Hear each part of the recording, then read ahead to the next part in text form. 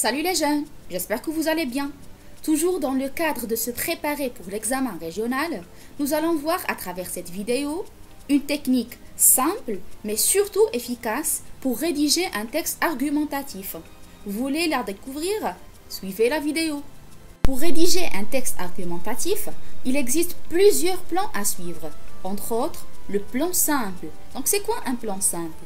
Le plan simple consiste à énumérer plusieurs arguments renforcés par des exemples concrets.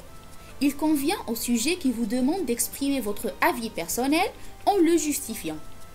Je vous rappelle encore une fois que la forme de toute production de l'écrit reste invariable, c'est-à-dire elle est sous forme de introduction, développement et conclusion, et que c'est la forme ou bien la structure du développement qui change en fonction de la nature du sujet.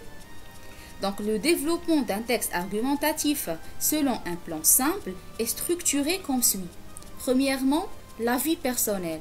Donc vous allez exprimer clairement en une jusqu'à deux phrases votre opinion. Ensuite, vous allez présenter ou énumérer vos arguments sans oublier de les mettre en valeur en utilisant un exemple pour chaque argument.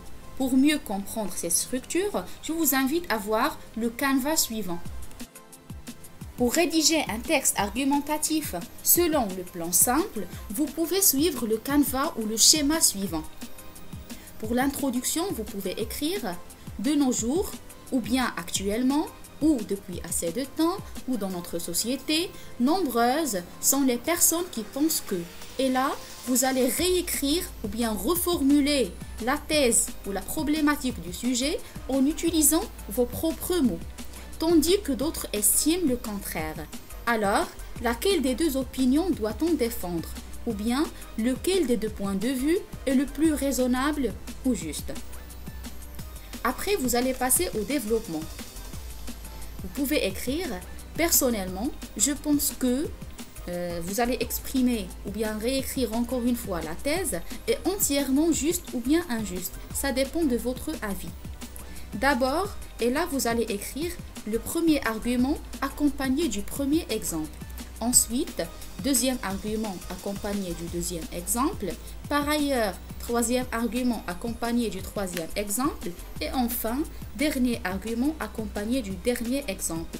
N'oubliez pas de classer vos arguments dans un ordre croissant, c'est-à-dire du moins important au plus important. Et pour la conclusion, vous pouvez dire par exemple, pour conclure, nous pouvons déduire de ce qui précède que, et là vous allez écrire un petit résumé ou bien une petite synthèse de ce qui a précédé, et vous pouvez conclure avec une question ouverte qui porte sur un autre sujet qui est en relation avec le sujet que vous avez traité.